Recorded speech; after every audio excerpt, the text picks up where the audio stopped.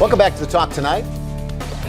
Jim Kenyon joins us tonight, working on a story throughout the day today about David Renz and what might be a criminal history. We're not clear on what it is yet, but we are clear on what a woman is telling Jim about this case and about her past experience when she was really a little girl and David Renz was a teenager. Jim joins us to talk more about this now as this case continues. Of course, David Renz, the man accused of killing Lori Bresnahan last Thursday night at the Great Northern Mall and then raping the 10-year-old girl. It's been a crime that has just had us riveted, wanting more information, wanting some answers, and people have been just so upset by this. But now we learn this piece. What did you find out today? Well, the woman contacted us, and we're not releasing her identity, obviously.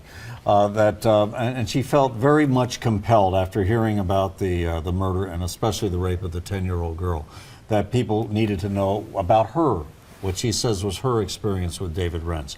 It happened in 1999. She was 9. He was 15 at the time.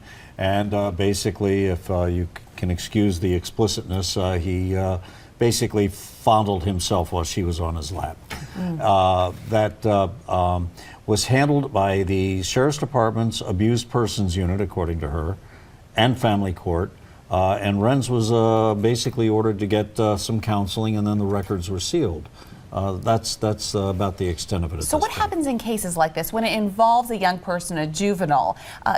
Do we get this information eventually? Does it come out? Do the courts know about it? Well, that's one of those surprising things we found out. This woman met with the district attorney's office today. The DA's office confirms that they're interested in what she has to say, and they have to basically confirm her story. What's interesting here is that even prosecutors are not able to get into family court sealed records. They would have to go through a court proceeding in order to do that, even in a case such as this, which may be surprising. Now, what's also interesting about this is that when Renz was in federal court back in January and was allowed to get out of jail on charges of downloading child pornography, he was given a tracking bracelet. In the transcripts, we see reference by the magistrate, Andrew Baxter, that they had learned of his prior juvenile record. No explanation as to what that might be, whether it might be something else or this case, we don't know.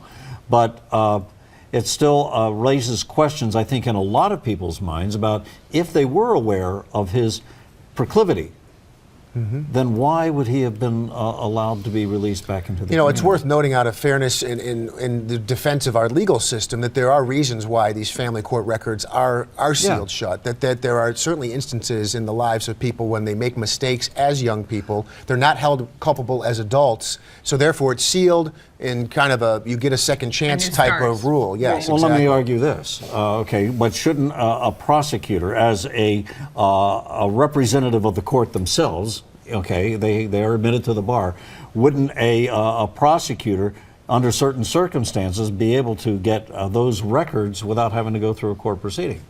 You would think so.